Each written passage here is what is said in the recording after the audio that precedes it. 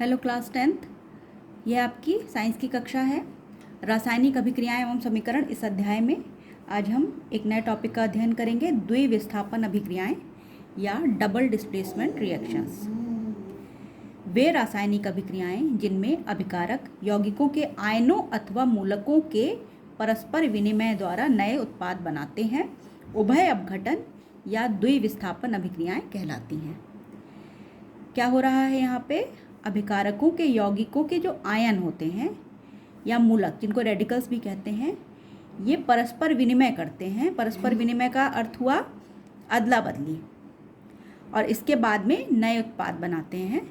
तो इस प्रकार की अभिक्रियाओं को उभय अपघटन या द्विविस्थापन अभिक्रिया कहते हैं। उदाहरण द्वारा इसको समझते हैं। एक परख नली में 3 ml सोडियम सल्फेट Na2SO4 का विलयन लेते हैं। एक अन्य परख नली में 3 ml बेरियम क्लोराइड या BaCl2 का विलयन लेते हैं। अब दोनों विलयनों को मिला देते हैं। तो प्रेक्षण या ऑब्जर्वेशन के बाद हमें क्या पता चलता है कि अभिक्रिया के पश्चात सफ़ेद रंग का पदार्थ प्राप्त हुआ। तो निष्कर्ष क्या निकला, कंक्लूजन क्या मिला हमें कि ये जो सफ़ेद रंग का पदार्थ है इसको अवक्षेप कहते हैं। यह जल में अविलेय होता है। जब इसको जल में घोला जाता है तो यह उसमें घुलता नहीं है। अब इसी अभिक्रिया को हम समीकरण के द्वारा यहाँ दर्शा रहे हैं। Na2SO4 plus BaCl2 gives BaSO4 plus NaCl। Sodium sulphate plus barium chloride gives barium sulphate plus sodium chloride. देखिए बच्चों, यहाँ जो अभिक्रिया के पूर्व सल्फेट मूलक था सोडियम से जुड़ा था।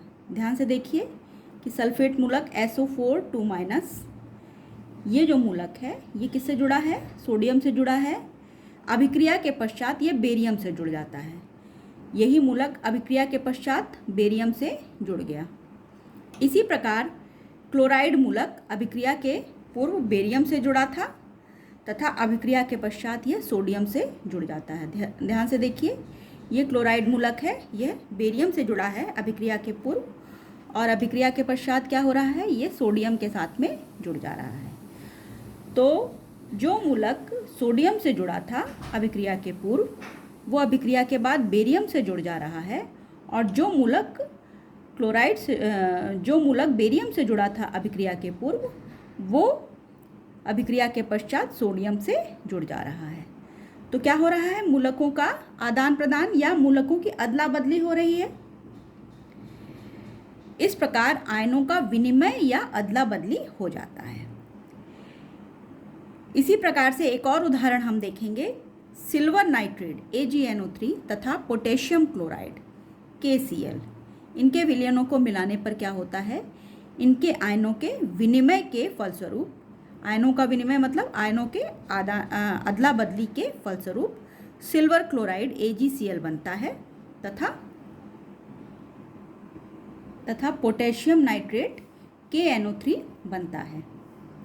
इसी को हम समीकरण के द्वारा दर्शाएंगे। AgNO3 plus KCl gives AgCl plus KNO3। Potassium nitrate plus silver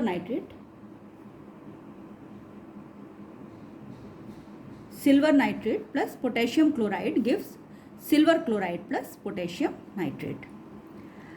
तो यहाँ पर भी क्या हो रहा है?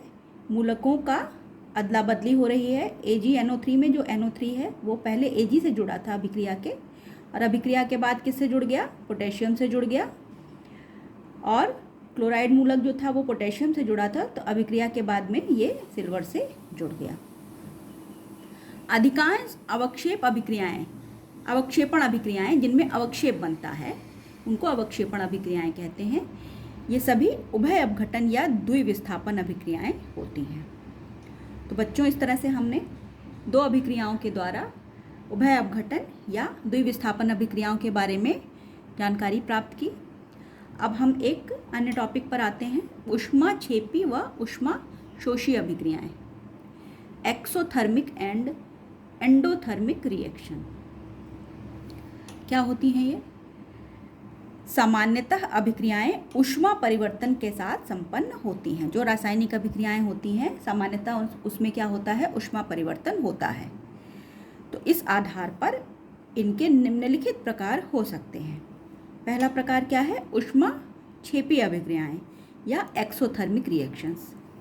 वे रासायनिक अभिक्रियाएं जिनमें क्रिया के फलस्वरूप ऊष्मा उत्पन्न होती है। क्या होती है? ऊष्मा उत्पन्न होती है, ऊष्मा बनती है। ऐसी अभिक्रियाओं को ऊष्मा क्षेपी अभिक्रियाएं कहते हैं। उदाहरण है इसका CH4+O2 गिव्स CO2+H2O+ ऊष्मा। देखिए यहाँ पर अभिक्रिया के बाद में ऊष्मा बन रही है। मीथेन का ऑक्सीजन के साथ में जब दहन हो रहा है तो कार्बन डाइऑक्साइड गैस जल बन रहा है और ऊष्मा उत्पन्न हो रही है। दूसरा है ऊष्मा शोषी अभिक्रियाएं या एंडोथर्मिक रिएक्शंस। वे रासायनिक अभिक्रियाएं जिनकी प्रगति में कुछ ऊष्मा का शोषण होता है। ऊष्मा का शोषण हो रहा है मतलब अभिक्रिया को आगे बढ़ने के लिए ऊष्मा की आवश्यकता है, वो ऊष्मा को शोषित करती है। तो इस प्रकार की अभिक्रियाओं को हम ऊष्मा शोषी अभिक्रियाएं कहते हैं। उदाहरण है 2HgO प्लस ऊष्मा गिव्स 2Hg+O2। यहाँ पर 2HgO ये क्या है? ये मर्क्यूरिक ऑक्साइड सॉलिड है, ठोस अवस्था में है। ऊष्मा पाकर ये जो है मर्क्यूरी तथा ऑक्सीजन में टूट जाता है। मरकरी बना लिक्विड होता है और ऑक्सीजन गैस होती है। तो यहाँ पर क्या हो रहा है कि इस अभिक्रिया को होने के लिए, बढ़ने के लिए आगे ऊष्मा की आवश्यकता पड़ रही है। ऊष्मा का शोषण हो रहा है और ऊष्मा के शोषण के बाद में अभिक्रिया पूर्ण हो रही है। तब यहाँ पर दो नए उत्पाद बन रहे हैं। अब आइए कुछ ऐसे घटनाओं के बारे में जानें जो ऊष्मा शोषी या ऊष्मा क्षेपी हो सकती हैं। पहली है इसमें प्राकृतिक गैसों का दहन। जितनी भी प्राकृतिक गैसें होती हैं, जैसे कि हमने ये उदाहरण देखा मीथेन गैस का, इनमें ऊष्मा क्षेपी अभिक्रियाएं होती हैं। इनमें ऊष्मा उत्पन्न होती है। ऊष्मा क्षेपी अभिक्रियाएं हैं मतलब ऊष्मा उत्पन्न होती है अभिक्रिया के बाद। प्राकृतिक गैसों का दहन ऊष्मा क्षेपी अभिक्रिया है। दूसरा है उदाहरण श्वसन एक ऊष्मा क्षेपी अभिक्रिया है। श्वसन सांस लेना, और यह क्या है? हमारा श्वसन की जो क्रिया होती है हमारे शरीर में, यह एक ऊष्मा क्षेपी अभिक्रिया होती है। इसमें भी ऊष्मा उत्पन्न होती है। प्रकाश संश्लेषण एक ऊष्मा शोषी अभिक्रिया। प्रकाश संश्लेषण पौधों में होता है। यह एक ऊष्मा शोषी अभिक्रिया है। इसमें अभिक्रिया के लिए ऊष्मा की आवश्यकता पड़ती है। सड़ी गली वनस्पतियों का विघटन के बाद कंपोस्ट या खाद बनना, यह एक ऊष्मा क्षेपी अभिक्रिया है। सड़ी गली संपत्तियों का विघटन होने के बाद में खाद बनती है, कंपोस्ट बनती है, तो यह ऊष्मा क्षेपी अभिक्रिया है। इसमें ऊष्मा निकलती है। तो इस प्रकार से बच्चों ये हो गई ऊष्मा क्षेपी व ऊष्मा शोषी अभिक्रियाएं।